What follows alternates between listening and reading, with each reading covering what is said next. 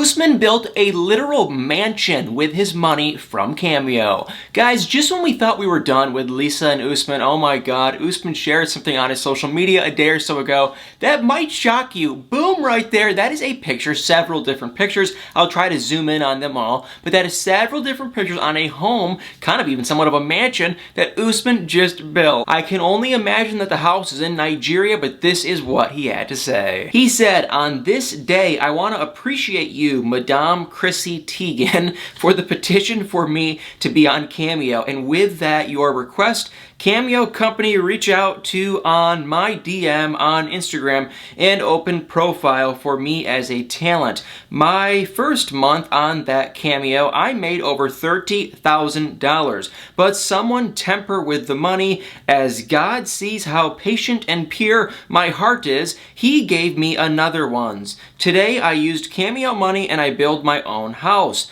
Thank you, fans, for booking. Thank you, Chrissy Teigen, and of course, thank you, TLC." What a bunch of baloney. The first thing, if you guys didn't understand, because I'm sorry, Usman, I know English is not his first language, so we are not judging, but yeah, that did not make much sense. But if you guys did not know, sometime in, gosh, was it June? I think it was June, maybe July, Usman was promoting his Cameo like crazy, and he was still technically married to Lisa at that time in Nigeria, and because, according to Usman, you had to have a person in the US to actually collect your Cameo money, according to him, he was actually having Cameo send his Cameo money to Lisa. And of course, that was right around the time that all these rumors came out that he was using her and he was scamming her. So what do you think Lisa did? Lisa pocketed the money, and she was saying she was gonna pay the taxes and maybe keep some for herself and blah, blah, blah, blah. Long story short, it sounds like from that post that after that, he might have gotten some of the Cameo money back. I heard a rumor that Lisa bought a Dodge Charger with the Cameo money, so I don't know if he didn't get any of it or if he got some of it. I also heard a rumor that Lisa was just going to keep, the tax money because the check was written to her, so she's gonna have to pay something in taxes. But I don't know what she did. Either way, it does sound like Chrissy Teigen. I never heard anything with Chrissy Teigen and Usman and Cameo. I know that Chrissy Teigen loves 90 Day Fiancé, so I'm not super shocked, but still, it's like, what? But according to him, Chrissy Teigen petitioned Cameo to get Usman a second Cameo channel or an account, and I guess he's still doing cameos, and he took that money and built himself a mansion. If I worked for TLC or 90 Day Fiancé, I would be sitting there saying, oh my god, I created a monster, because this guy will not stop. He is doing literally anything, and you can find him entertaining, you can find him funny, but at the end of the day, he 100% used us all to come on the show and get money. And my only question is, it's like, who in God's name is buying cameos from this guy? I will say though, if I was going to get a cameo from one cast member on 90 Day Fiancé, it actually might be Usman, because the guy's such a liar and he's such full of BS and just so stupid, it'd be kind of funny. So more on the whole Usman scandal in a minute. Now, while we are on the topic of 90 Day Fiancé and on the topic of Cameo, we have another cast member from Usman's season that is also promoting her Cameo, and of course it came around that same time because Usman posted that photo 2 days ago. And around that same time, this lady, guess who, Yolanda, also created and now is promoting her own Cameo. And she's not just promoting it, she's saying the dumbest thing. She literally posted this saying, "Hey guys, want the real deal with Josh and I? Cameo me and we will discuss it." If you can't tell by my lack of enthusiasm, Josh is the guy that was from The Bachelor. I don't even want to explain this. He was on a season of The Bachelorette. He is a weirdo. I'm sorry. He is very odd. He is a complete liar, and he 100% totally just lied to date and be in a relationship with Yolanda, I think at least, to get back on 90 Day Fiancé. And shockingly, 90 Day Fiancé, I can only imagine, saw right through the BS. They saw through the crap and they just probably said no. And I can only speculate and imagine that once 90 Day Fiancé just said, we are not going to give you two idiots a TV show, they went their separate ways. And then that is actually when Josh came out on social media and said that Yolanda was scamming him. And so it was a big old drama, a bunch of crap. He said, she said. Josh was trying to act like she was cheating, blah, blah, blah, blah, blah. I don't know. I don't care. It was ridiculous. The most surprising thing, though, is that Yolanda posted that Cameo. You gotta pay for it. You have to pay her $30 to get a Cameo. And it's like, what is she going to tell? We all know that the relationship was completely fake, and Josh shared his side of the story, and that even sounded completely fake. So you're trying to tell me that someone's going to pay Yolanda $30 to hear her make up a fake story. Sorry y'all, but that just seems so freaking stupid. And if that wasn't dumb enough for you guys, guess what? Not only is she, promoting that Cameo to share the story with Josh, after her relationship was done with Josh, her fake relationship, she started seeing another man. He seemed a little bit older and just also kind of odd, but he was in physical good shape, so it didn't really add up why they were, because he was definitely still a lot younger than Yolanda, so it didn't really add up. However, now she is with another new man. So she is just bouncing from man to man to man. And it really kind of looks like 90 Day Fiancé just completely cut ties with her. And another thing with 90 Day Fiancé, we are just getting started. Another thing that I want to talk about is a few days ago, there was a rumor. I talked about it, Frauded by TLC, 90 Day the Melanated Way, everyone is talking about it. And that is that Varia is clearly in the US. It is clear as day. Everyone can see it. Well, one of my very kind subscribers sent me a photo a day or so ago of Varia, and guess where she was? Boom, there is the photo, and I'm going to zoom in. We can all clearly see this is Varia. It was on her social media, but I'm going to zoom in right in the back, and can y'all see what that is behind her? Guess what? It is a bread aisle in a grocery store, but if you look very closely, that is the infamous, I think it's called Great Value brand, and guess where that is only carried at? That is carried only at Walmart. So that pretty much just seals the deal for me and confirms that 100% Varia is in the US. There is no way if she's still in Russia, she's going on to a Walmart.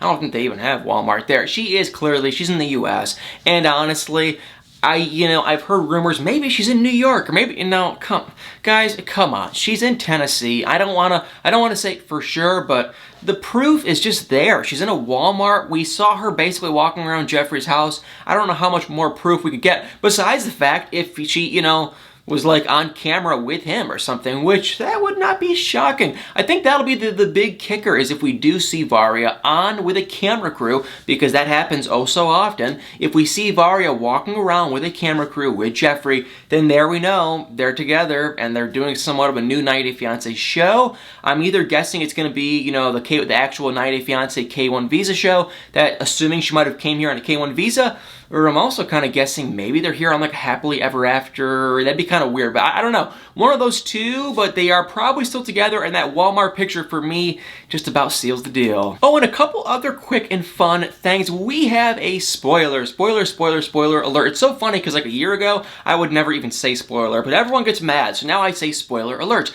We have a spoiler alert with Rebecca and Ziad. Everyone should just about know at this point, but okay, spoiler alert, here's the deal, and this is the deal. Rebecca and Ziad, they got married. We have known this for quite some time, but guess what? I guess apparently Rebecca and Ziad don't give a crap anymore. I don't know if they're going against their contract.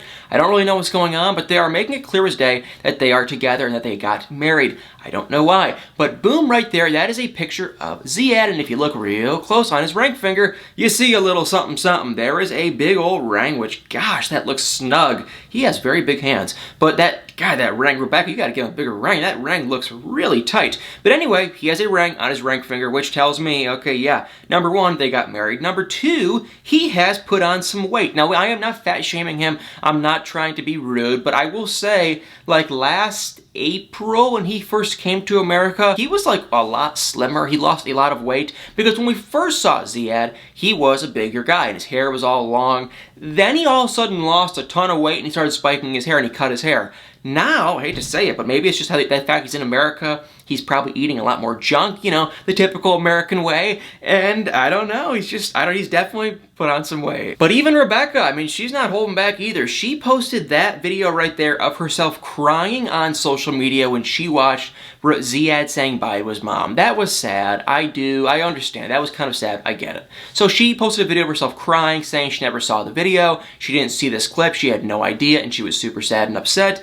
But here's kind of the kicker, is she posted on there saying, why did I just watch that?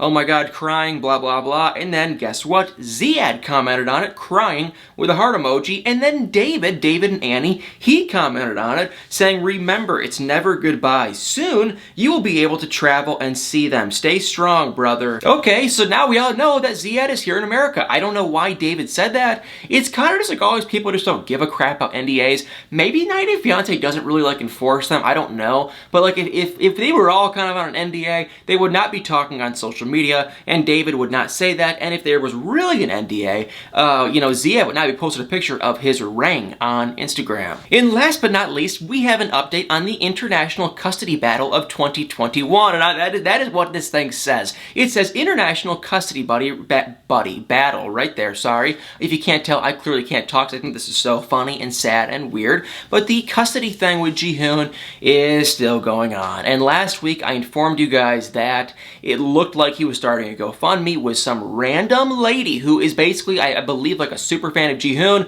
That was kind of weird too. But anyway, Ji-hoon and this lady started a GoFundMe to raise like $50,000 to hire an attorney to help Ji-hoon get some custody of his son. That was okay. I just thought that was kind of odd, but I get it. He doesn't have any money, whatever, I get it.